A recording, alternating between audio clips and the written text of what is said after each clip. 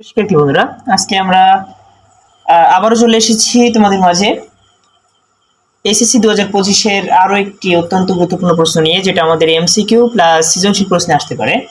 সেটা হচ্ছে 11 দাগ। অর্থাৎ এখানে দেওয়া আছে x - 1/x = p হলে x³ - 1/x³ এর মান নির্ণয় করো। তাহলে এখানে দেওয়া আছে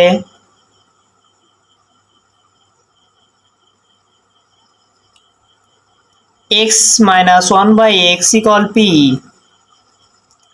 হলে x³ - 1/x³ এর মান নির্ণয় করার কথা বলা হয়েছে। তাহলে প্রদত্ত রাশি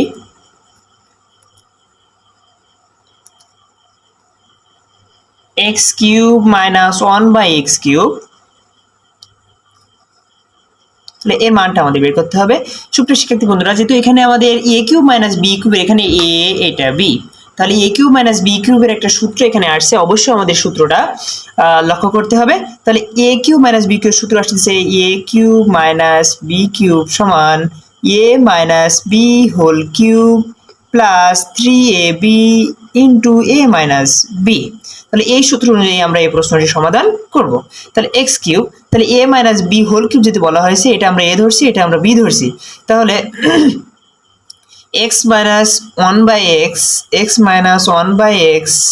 হোল কিউব প্লাস এই যে সূত্রের প্লাস 3 সূত্রের 3 ab, তার মানে হচ্ছে x * 1/x, যেহেতু গুণ সম্পর্কিত x * 1/x bracket a - b এর মানটা এখানে দেওয়া আছে x - 1/x।